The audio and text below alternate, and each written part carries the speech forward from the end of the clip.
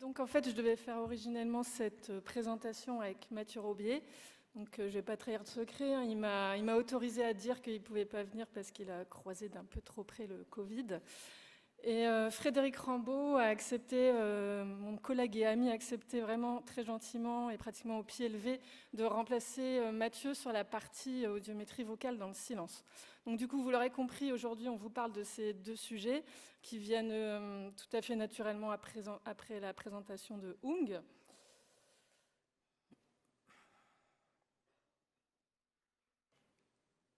Comment on fait pour...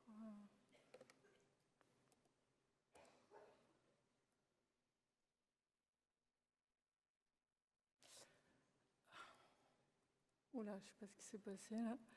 Bon, là, vous voyez toute ma présentation en avance. Donc voilà. Donc en introduction, on peut dire que les objectifs qu'on va aborder aujourd'hui sont assez simples, hein. On va quand même faire un rappel sur la pratique de l'audiométrie vocale dans le silence. Donc ce test est très bien ancré dans notre pratique quotidienne, hein, vous le faites tous.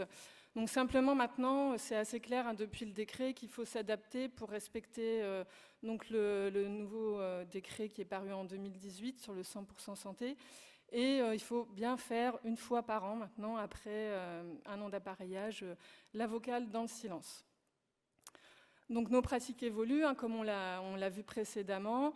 Donc nous, on va vous présenter deux tests, hein, qu'on retient en France essentiellement, donc le Framatrix et le VRB, on ne parlera pas du INT, et on vous présentera plus particulièrement les résultats de deux études observationnelles qui ont été faites sur ces deux tests. Donc je donne tout de suite la parole à Frédéric pour la partie sur la vocale dans le silence.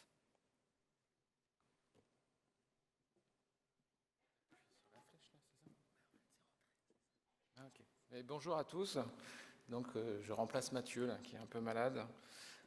Du coup, moi, je vais vous parler d'audiométrie vocale dans le silence. Ça va aller assez vite. On va faire des rappels. On va avancer. Donc, les objectifs... Non, c'est dans ce sens-là. Voilà.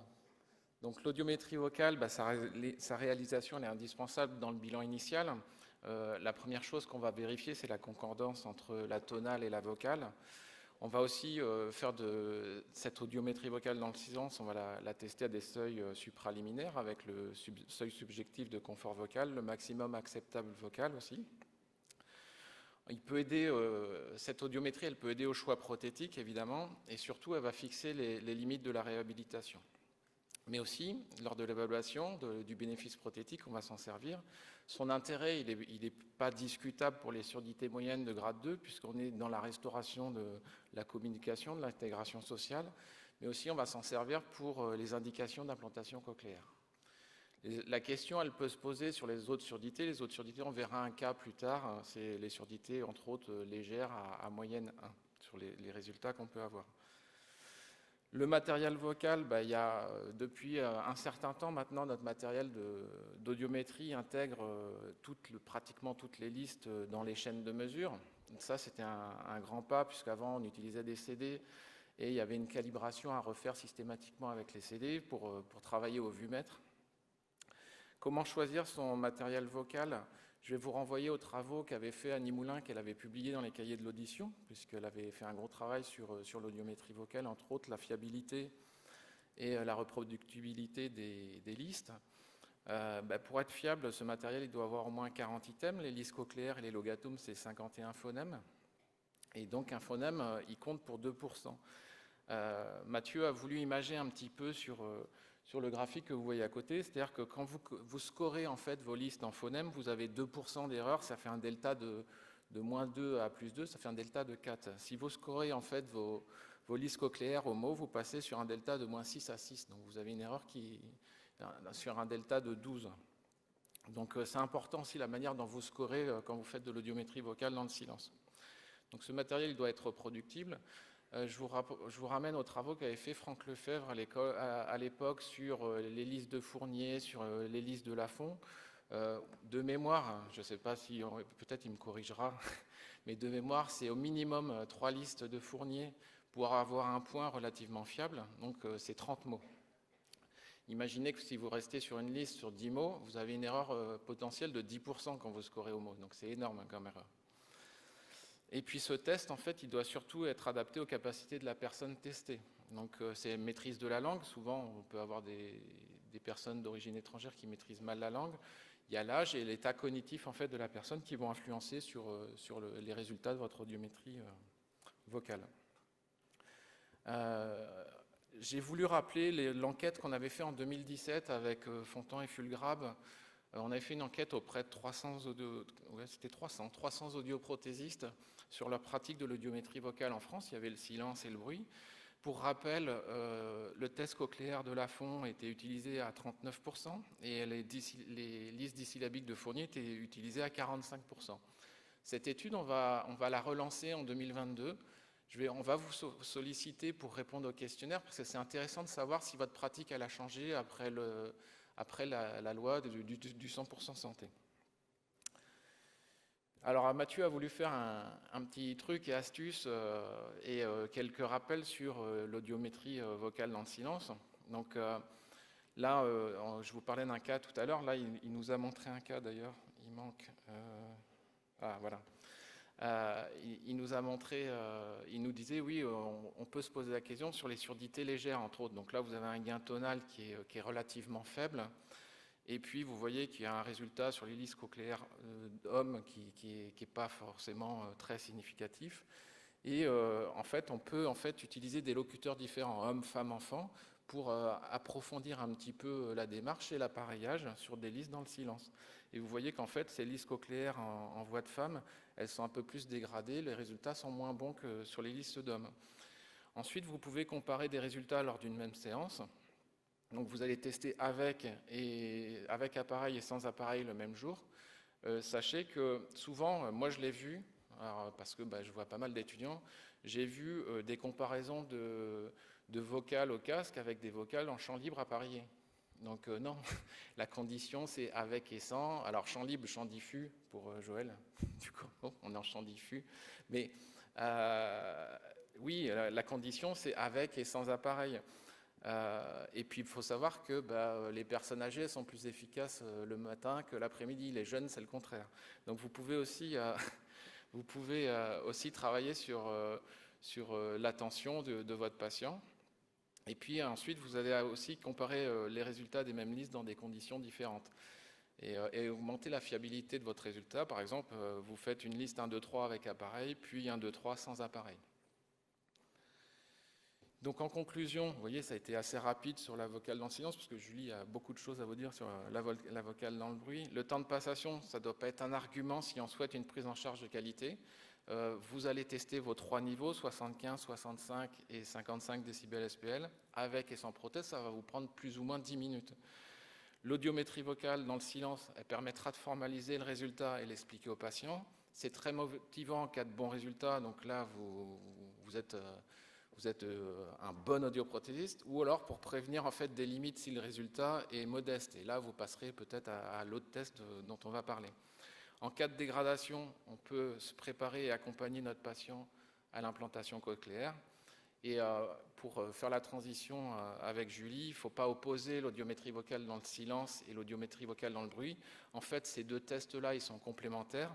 Ils vous apportent toutes les informations pour pouvoir décider en toute connaissance. Et en fait, ces tests, ils permettent une évaluation globale des performances de son patient dans son quotidien. Donc, je vais passer la main à Julie qui va vous présenter les résultats des 2 études qu'on a fait sur Framatrix et VRB.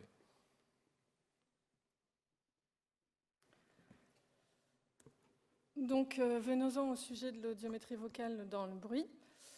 Donc, si on remonte à 2018, on peut dire qu'il n'y avait pas de gold standard pour mesurer la perte dans le bruit. Donc, que ce soit dans notre réseau ou dans toutes les autres enseignes d'audioprothèses, il y avait déjà beaucoup d'audioprothésistes qui faisaient de la vocale dans le bruit, mais il y avait des réflexions et une demande de consensus. Pas de consensus sur le test, pas sur les conditions de passation, donc beaucoup de travail à faire. Donc nous, on avait identifié déjà qu'il y avait 2 outils qui nous semblaient vraiment scientifiquement fiables, donc Framatrix et VRB. Donc en 2018, Framatrix est déjà bien connu. Il est effectivement fiable scientifiquement, normé, mais la norme a été établie en conditions de bruit direct, c'est-à-dire voix et paroles en face du sujet. Donc on avait toujours cette critique récurrente des audioprothésistes qui disaient que cette configuration n'était pas intéressante pour tester les patients, elle n'était pas assez écologique. Et puis on vous a reparlé des recommandations de la SFA et de la SFORL sur la vocale dans le bruit. Et donc dans ce texte, il est bien aussi préconisé de faire une évaluation en bruit diffus. À cette époque, c'est aussi l'émergence de VRB. Nous, on a entendu parler vraiment pour la première fois aux Assises 2018. Donc on peut saluer le travail de François Leclerc, parce que ce test, il est quand même issu d'un mémoire de grande qualité et il a été développé plus largement par l'école de Lille avec Christophe Vincent et Christian Renard. Donc nous, on a trouvé que c'était un test vraiment très prometteur, mais à notre sens qui était normé avec peu de données, et donc en particulier peu de données chez le normand-entendant.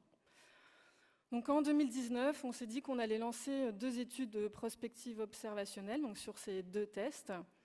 Et le but de ces études-là, c'est pas du tout une étude d'efficacité, c'est d'explorer les performances qui sont mesurées potentiellement avec ces 2 tests.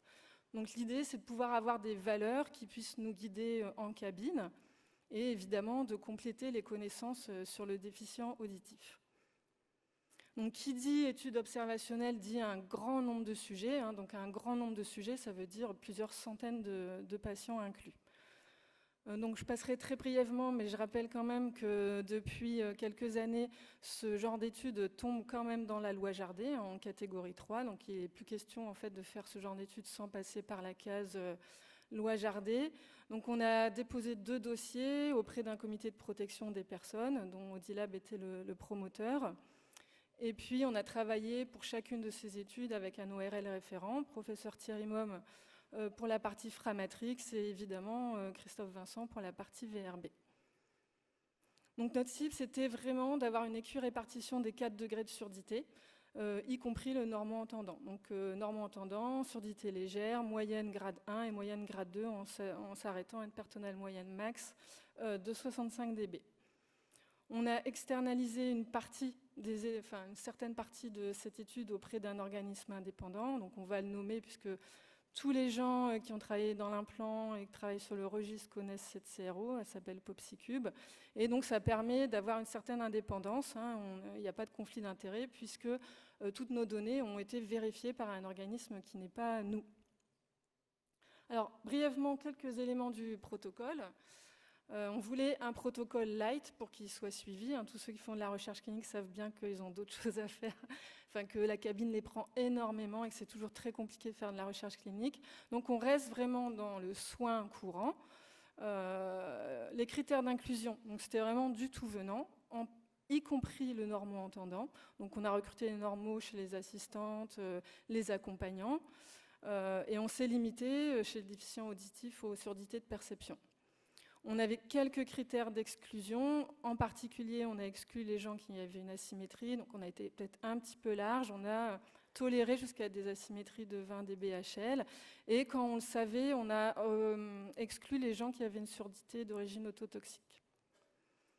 Donc, on faisait tout au cours d'une session qui aurait été réalisée même si le patient n'avait pas été dans l'étude. C'est la définition du soin courant. Donc au cours d'un rendez-vous de suivi régulier, après au moins 6 mois d'appareillage, on faisait les tests de l'étude. Donc les données recueillies sont les suivantes. Les seuils audiométriques au casque. Alors bon, chez nous, ça nous a posé un peu de problème parce qu'on fait beaucoup d'inserts, mais on est obligé de refaire du casque parce que c'est encore le transducteur qui est utilisé dans beaucoup de publis.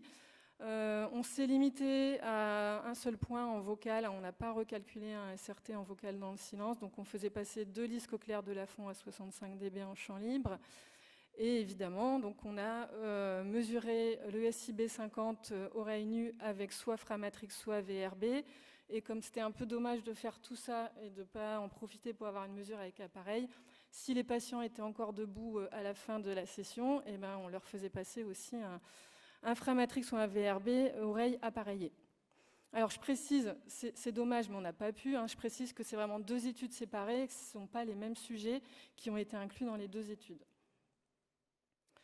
Donc ce qui est intéressant, c'est de voir que finalement les deux tests qu'on a choisis, ils sont assez opposés dans leur philosophie. Donc Hung Taïwan vous a déjà bien expliqué la différence entre les procédures adaptatives et à pas fixe. Donc Framatrik, c'est vraiment l'archétype de la procédure adaptative. Les patients répètent des phrases, le bruit qui est utilisé est un bruit stationnaire. Nous, on a choisi d'avoir le niveau de bruit fixe à 65 dB SPL et on a suivi les recos de Oldenburg qui a fabriqué ce test, à savoir on faisait passer 3 listes de 20 phrases. Et le score donc est le SIB 50. Donc pour ceux qui ne connaissent pas Framatrik, les phrases en fait sont toujours basées sur la même structure syntaxique, à savoir un nom, un verbe, un chiffre, un objet et une couleur, et l'algorithme choisit aléatoirement un représentant de 10 noms et de 10 verbes, etc. pour construire une phrase. Donc la suppléance mentale est extrêmement limitée avec ce test. À droite, vous voyez une copie d'écran de ce test. En abscisse, le numéro de la phrase administrée. En ordonnée, le rapport signal sur bruit qui est appliqué. Donc traditionnellement, on commence avec une situation très favorable pour le patient, typiquement plus 10 décibels. Et puis, chaque fois que le patient répète plus de la moitié des mots, à savoir 3 mots, eh ben, le RSB suivant va être plus difficile, donc il va être inférieur au précédent, et chaque fois qu'il va répéter moins de la moitié des mots, eh ben, la phrase suivante sera présentée à un RSB plus grand. Donc cette procédure marche assez bien. Au bout de 20 phrases, en général, l'algorithme converge et on arrive à mesurer ce fameux SIB 50, donc sur cet exemple, moins 1,2 dB. Pour VRB, donc c'est une procédure à pas fixe. Cette fois-ci, les phrases sont extraites d'un corpus qui est bien connu en France, qui s'appelle le MBAA. Le bruit est fluctuant, c'est un bruit cocktail, l'onde vocale de Dodley. Le niveau de la voix, cette fois-ci, est fixe à 65 dB SPL. Et les patients doivent écouter et répéter 5 listes de 9 phrases. Le score est on va dire un SIB normalisé, puisqu'il est exprimé en différence par rapport aux normaux entendants. Et le gros intérêt de VRB, c'est que non seulement il calcule le SIB 50, mais il présente aussi toute la courbe psychométrique. Donc là, vous avez une copie d'écran du VRB avec les phrases à gauche. Alors les phrases sont scorées en nombre de mots-clés, donc uniquement les mots en rouge, s'ils sont répétés correctement ou pas. Donc les scores vont de 0 à 3 pour chaque phrase. Donc le seuil d'intelligibilité, comme j'ai dit, en fait, est exprimé en différence par rapport aux normaux entendants, de telle sorte que le test en fait, est calibré, les niveaux ont été calculés pour que, par définition, le normaux soit à 0, qu'il ait un SIB 50 de 0. Alors, donc on a dit des choix opposés. Nous, donc on a vraiment exploité ça. On s'est dit, tant mieux, c'est des choix opposés. Donc essayons de mesurer des choses avec ces deux tests. Alors ce qui est moins fixé, donc c'est la condition d'administration en champ libre. Alors pour VRB, elle est fixée actuellement dans les cabines. Donc c'est toujours cette configuration-là. Il y a 5 haut-parleurs autour du patient, dont un en face qui délivre du bruit et de la voix, et les 4 autres du bruit. Donc je pense que vous savez ou avez compris avec la présentation de Hung que le Framatrik a été validé et normé, mais il a été validé dans cette condition-là, donc en bruit direct. Et donc nous, on s'est dit, on va explorer les valeurs de Framatrik avec une configuration qui plaît plus aux audioprothésistes. Donc cette configuration-là, avec 4 HP autour du patient qui délivrent le bruit et la voix en face. Donc c'est vraiment l'objectif de cette étude pour Framatrik. Alors voilà, on a terminé début 2021, vous voyez, avec 28 investigateurs sur 24 centres d'audioprothèse, donc c'est quand même un gros boulot. On peut remercier vraiment tous les gens qui ont participé. Sur Framatrik, on a terminé avec un nombre de sujets de 297. Donc là, c'était une étude purement Audilab. Et sur VRB, on a monté une collaboration extrêmement agréable avec les laboratoires Renard, où on a, grâce à cette collaboration, réussi à inclure plus de 600 patients. Donc là, je ne peux vraiment pas remercier tout le monde. En tout cas, je remercie chaleureusement Mathieu Robier qui a chapeauté l'étude de VRB et Frédéric Rambaud qui a vraiment inclus un nombre incroyable de patients dans les 2 études. Et évidemment, je remercie les laboratoires Renard. Alors, en termes de résultats, on a vraiment beaucoup de choses, vous vous en doutez. On ne peut pas du tout présenter tout aujourd'hui. Alors, on va se concentrer sur les valeurs de SIB 50 pour les 2 tests et oreille nue. Donc, tout ce qui est avec appareillage, on verra plus tard, peut-être l'année prochaine. Et puis, on va regarder un peu le lien qu'on peut établir entre le SIB 50 et les autres variables qui ont été mesurées dans cette étude. Alors ça, c'est juste pour vous donner une idée de ce à quoi on est arrivé en termes de recrutement. Donc tout ça pour vous dire que, en abscisse, là, vous avez la perte tonale moyenne moyennée sur les 2 oreilles et en ordonnée le nombre de sujets donc pour chacun des 2 tests. Tout ça pour dire que même si on essaye vraiment de monitorer régulièrement et de dire voilà, là on a assez de surdité de grade 1, il faudrait plutôt inclure des légères, c'est quand même hyper difficile quand on doit coordonner un grand nombre de centres comme ça, mais c'est quand même pas trop mal, quoi. On voit juste que pour VRB, on a une sous-représentation des gens qui sont entre 20 et 30 dB de perte tonale, ce qui est absolument normal puisqu'on les voit quand même encore assez peu en cabine. Donc dans Framatrix, on n'avait pas beaucoup non plus, mais comme on en avait moins sur les autres aussi, ça se voit moins. Mais on voit bien ce petit creux pour VRB. Donc voilà l'étendue des valeurs des SIB 50 pour Framatrix. Donc là, je vous présente les résultats avec la liste 3. Donc on ne va pas rentrer dans les détails des chiffres. Mais bon, donc la boîte à moustaches qui est représentée ici contient les moyennes, les médianes. Donc les médianes, elles sont en noir, les moyennes en rouge. Les quartiles à 25 et 75%, et les étendues hors atypiques et les atypiques. Alors j'ai mis en plus tous les petits points qui représentent chacun un patient. Donc ça donne vraiment une idée de la variabilité de ce qu'on observe. Et c'est pas décevant du tout. Au contraire, on a entendu tout ça ce matin. On sait qu'il y a énormément de comportements, de perceptions dans le bruit qui sont différentes, en particulièrement chez le normo-entendant. On voit qu'il y a une grande variabilité. Pour le VRB, c'est un peu la même chose. Voilà, on a aussi également une grande variabilité. Alors après, il faudra un peu qu'on voit ce qu'on fait des gens qui plafonnent à 20 dB, parce qu'on a quand même un effet plafond sur le VRB. Sur Framatrix, on n'a pas gardé les gens qui scoraient à plus de 20 dB de SRT, parce qu'ils ne sont plus du tout dans une condition de bruit. Donc là, on les a gardés, donc, ce qui explique un peu cet effet plafond pour le VRB. Donc, ce qu'on peut commencer à dire, c'est qu'on a une grande dispersion, quel que soit le test. Alors, après, on se dit, tout le monde a envie de savoir s'il y a ou pas un lien entre la perte tonale moyenne et le SIB 50. Est-ce que la perte tonale moyenne est prédictive du SIB 50 ? Donc, forcément, on trace le nuage de points. Donc là, j'ai tracé avec VRB. Donc, en abscisse, cette fois-ci, j'ai mis la perte tonale moyenne de la meilleure oreille parce que, comme on a quand même inclus quelques asymétries, les gens, de toute manière, font, pour certains, le test avec leur meilleure oreille. Et en ordonnée, le SIB 50, là, ce qu'on voit, c'est qu'il y a quand même beaucoup de choses possibles. Mais qu'il semble quand même se dégager une tendance. Alors cette tendance, on ne la découvre pas aujourd'hui. Évidemment, moins on est gêné dans le silence, meilleur on va être dans le bruit.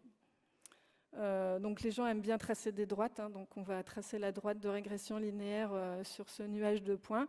Et puis on va calculer un coefficient de corrélation qu'on va élever au carré, ça nous donne le coefficient de détermination.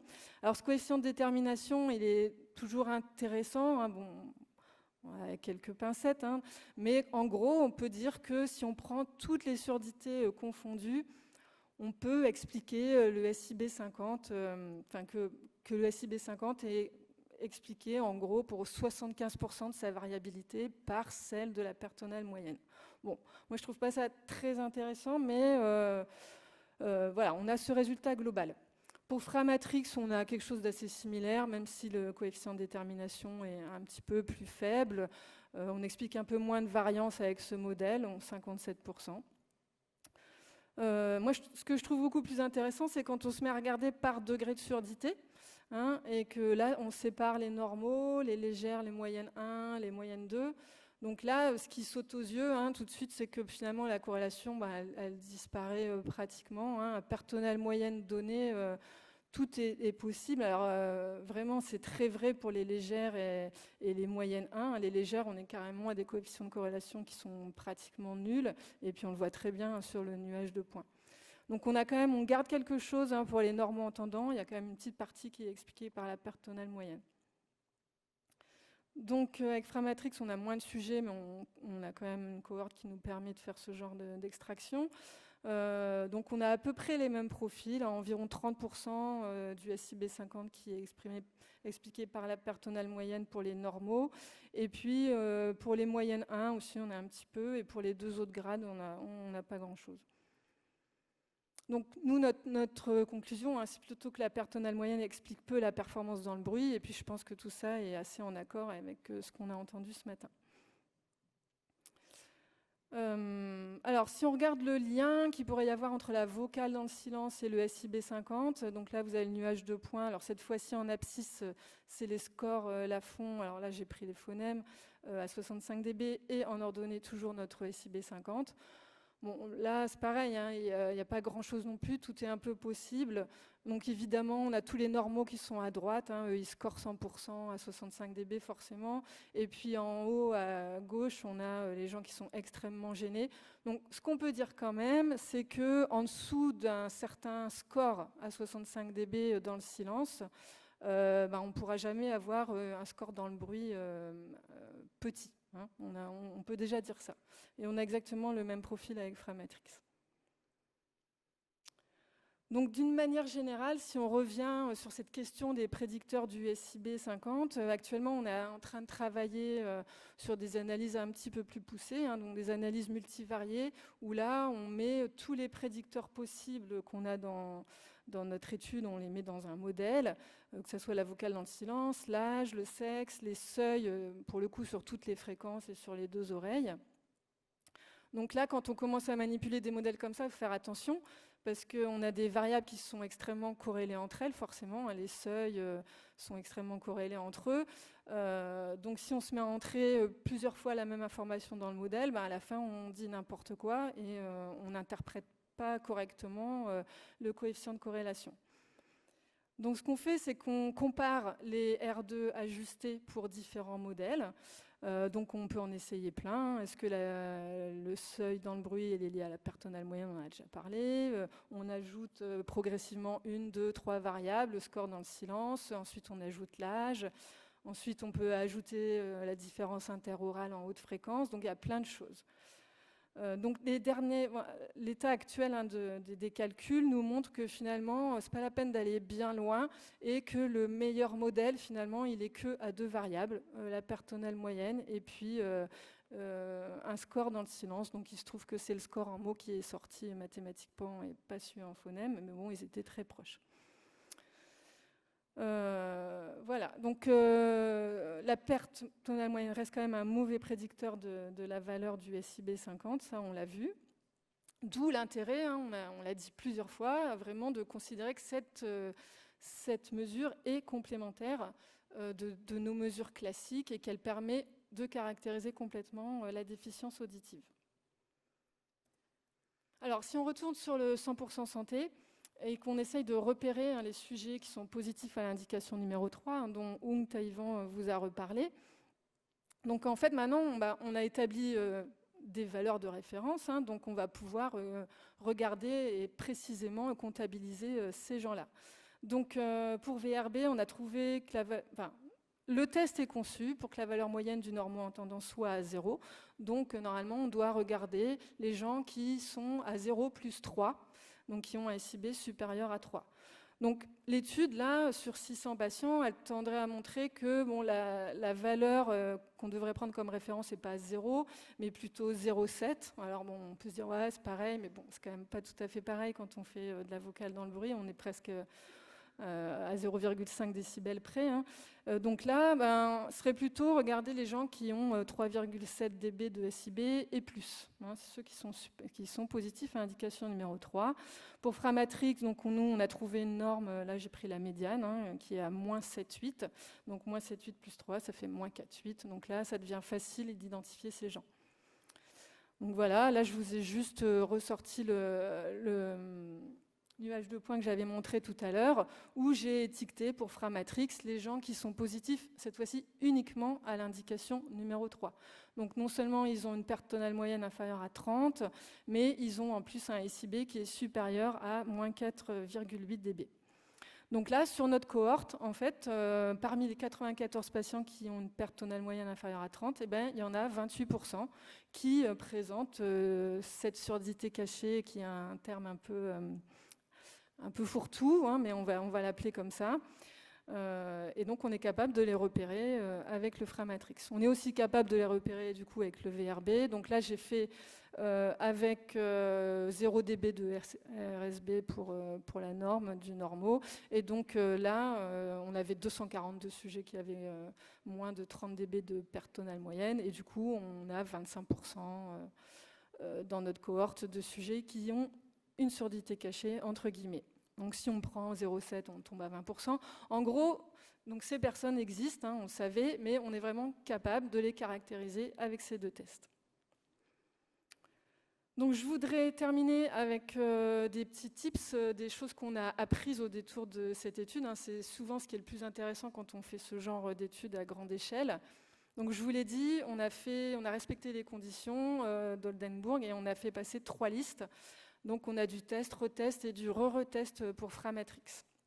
Donc là, j'ai mis toutes les valeurs qu'on a mesurées pour chacune de ces listes. Et donc ça va faire plaisir à mes étudiants. On a fait une ANOVA à 2 facteurs, un facteur liste qui est un facteur répété, et le facteur grade qui est évidemment un facteur non répété, qui est ici à 4 niveaux, normaux, moyenne 1, moyenne 2 et légère. Et ce qui est très intéressant, finalement, c'est qu'on montre que, quel que soit le grade de surdité, on n'a pas de différence statistiquement significative entre le SIB de la liste 2 et celui de la liste 3. Donc ça va faire plaisir aux audioprothésistes qui font du Framatrix et qui se plaignent toujours que c'est trop long. Donc maintenant, nous on le fait depuis assez longtemps maintenant, quand on obtient un SIB 50 dès la première liste, en fait on peut se contenter de ne faire que 2 listes, 2 listes de 20 phrases. Donc ça fait 5 minutes de test pour le Framatrix, puisque c'est 2 minutes 30 par liste de 20 phrases.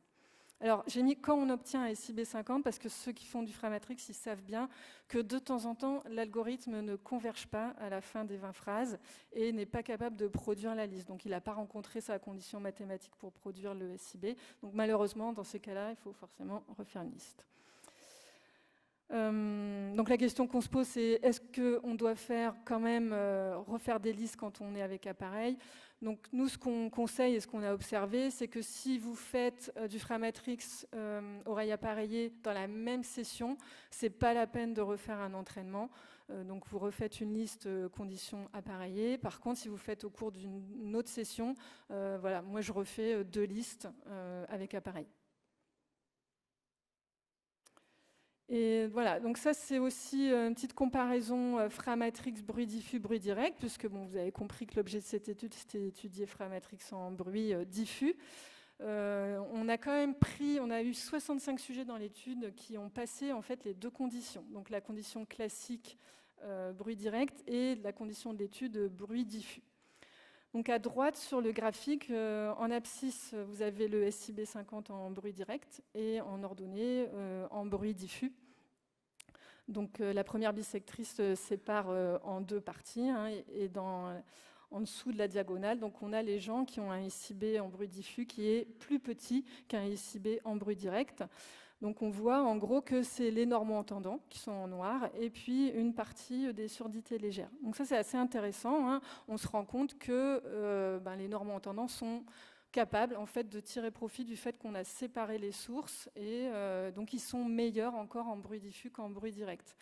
Donc on a établi ce delta qui est de moins 7,6 en moyenne. Et là je rappelle juste que la norme en bruit direct c'était moins 6 dB de RSB. Donc pour VRB, ça c'est des travaux qui sont vraiment en cours. En fait, on a la chance d'avoir recruté un ingénieur brillant là chez nous qui s'appelle Louis Renoir et qui est informaticien, qui travaille sur la data et qui commence à travailler sur VRB. Et donc lui, il est en train d'exploiter vraiment toutes les courbes qui sont fournies par le VRB. Donc c'est vraiment voilà, une mine d'informations. Hein. On ne se contente pas du SIB50, mais on essaye de modéliser ces courbes-là. Donc on peut du coup extraire le SIB50, la pente au SIB50 et aussi toute l'aire sous la courbe et de voir en fait où travaille en fait le patient et puis comment change sa condition quand il est appareillé. Donc à gauche, vous avez un exemple typique de 2 courbes qui ont été mesurées chez un patient de l'étude. Donc oreille nue en haut et oreille appareillée en bas. Et donc avec l'équation de la sigmoïde, là qu'on ne voit pas bien, mais peu importe, on peut en extraire la valeur de la pente. Donc par exemple, non seulement il passe d'un SIB de 10,9 à 5, mais en plus la pente est plus que multipliée par 2. Donc on voit bien que sa performance est largement améliorée et pas simplement le SRT. D'ailleurs, Christophe Vincent, au dernier congrès à la SFA, a proposé que dans les comptes rendus d'appareillage, on mette un indicateur global du bénéfice avec appareil sous la forme de la différence des aires entre les courbes. Donc ça, c'est quelque chose d'assez naturel d'aller proposer un indicateur à partir de la surface. Voilà. Donc en conclusion, En conclusion, donc, on confirme la pertinence de ces 2 tests VRB et Framatrix, et en particulier Framatrix en bruit diffus. Donc toutes ces valeurs observées, en fait, finalement, les moyennes et les médianes, certes, elles sont intéressantes, mais ce qui est intéressant, c'est vraiment de voir qu'on observe une grande variabilité. Donc on rappelle qu'à paire tonale donnée, il existe une grande variabilité des résultats dans le bruit, en particulier chez le normo-entendant. Donc on rappelle une dernière fois l'intérêt de l'audiométrie vocale dans le bruit. Alors nous on conseille, c'est vrai qu'on le fait énormément, on fait ça dès le premier rendez-vous. C'est finalement 5 minutes quel que soit le test et puis ça donne souvent les gens nous disent c'est exactement ça que je vis au quotidien et souvent quand les accompagnants sont là, ils se rendent vraiment compte de la gêne du patient. Alors ces résultats vont être publiés. Alors l'article sur Framatrix est écrit, il a été soumis dans PLOS ONE. Et pour VRB, donc, j'ai appris hier qu'on avait travaillé avec Daniel Presnitzer pour écrire la partie VRB. Donc voilà, ça va sortir dans quelques mois aussi, on est très contents. Et puis évidemment, si on a fait tout ça, c'est bien pour pouvoir évaluer le bénéfice des appareils dans des conditions un peu plus écologiques. Donc là, je vous mets juste une diapo des résultats de l'étude pour VRB oreille nue comparée avec la condition oreille appareillée et on voit qu'on est vraiment capable, quand on prend du tout venant, d'améliorer les gens, en particulier sur surdité légère. Là, ça a été fait vraiment, il n'y avait aucune optimisation du réglage, c'était du tout venant et on voit déjà qu'on a de l'ordre de 2 dB par exemple pour les normo-entendants d'amélioration moyenne du SIB50. Voilà, je vous remercie.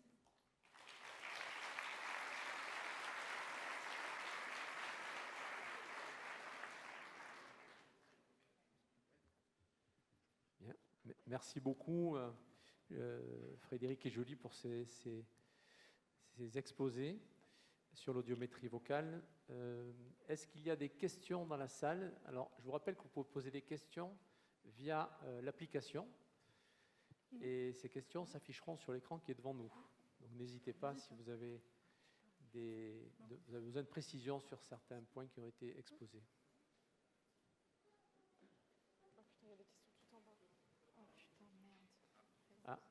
Madame Parietti a une question.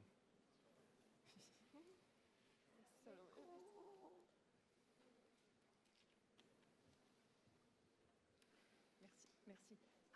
Merci beaucoup pour votre présentation. Je voulais vraiment saluer la structure méthodologique et tout l'effort de faire rentrer cette étude dans le cadre réglementaire et juridique de la recherche sur la personne humaine. Alors je me souviens en 2017 avoir évoqué, quand effectivement la loi Jardé était passée, donc l'avoir exposée ici dans ces mêmes lieux, et j'avais vraiment entendu grincer plusieurs dents, parce que c'est vrai que c'est compliqué à mettre en œuvre. Ça demande une collaboration ORL, audioprothésiste. Et donc, voilà, vous l'avez fait, vous nous l'avez présenté, et vraiment, je tiens à vous en féliciter. Moi, je pense que c'est le meilleur moyen de faire valoir et de valoriser ces magnifiques travaux. Et donc voilà, vraiment, je vous en félicite. Alors j'avais 2 questions. La première, elle concerne vraiment le study design. Donc il y a des mesures, il y a de l'expérimentation qui a été faite dans le cabinet de l'audioprothésiste, alors que il y avait un professeur d'ORL qui était médecin investigateur. Donc voilà, moi j'aurais voulu avoir des détails sur comment vous avez fait, parce que je pense que c'est important d'en parler pour que ça puisse être refait. C'est vraiment une collaboration professionnelle de santé, donc ça montre bien que la recherche clinique n'est pas que pour les médecins, mais qu'elle peut être partagée avec les professionnels de santé et les paramédicaux comme les audioprothésistes. Ça, c'était ma première question. Et ma deuxième question, elle est très naïve. Moi, je viens vous voir, je voudrais m'équiper en audiométrie vocale dans le bruit. Qu'est-ce que vous me conseilleriez d'un point de vue pratico-pratique, Framatryx ou VRB? Voilà, merci. Bon, je crois que je préfère répondre à la première question. Merci. Alors en fait, alors je précise qu'en fait les ORL avec lesquels on a travaillé ne sont pas investigateurs sur cette étude. Ils ont un rôle de conseil et puis comme c'est des références chacun pour le test en question, ils ne sont pas investigateurs. En fait, quand on est en observationnel, donc catégorie 3, donc totalement non interventionnel, on peut tout à fait avoir des investigateurs qui ne sont pas médecins. Tous les audioprothésistes que j'ai listés étaient investigateurs. Donc en fait, ça peut paraître beaucoup de travail. Finalement, quand on monte le dossier, alors on s'est fait aider, hein, il y a aussi une question budgétaire là-dedans, donc c'est pas moi qui ai tout fait, hein, j'ai sous-traité une partie de la paperasse pour parler vulgairement, mais par exemple les CV des investigateurs, c'est des CV formatés sur 5 lignes, signés, datés, et c'est tout en fait. Hein. On ne leur demande pas d'avoir une qualification particulière en recherche clinique, ce qui serait évidemment le cas si on était en catégorie 2. Oui, donc moi j'étais investigateur principal de l'étude sur Framatryx, c'est Mathieu Robier, investigateur principal de l'étude VRB.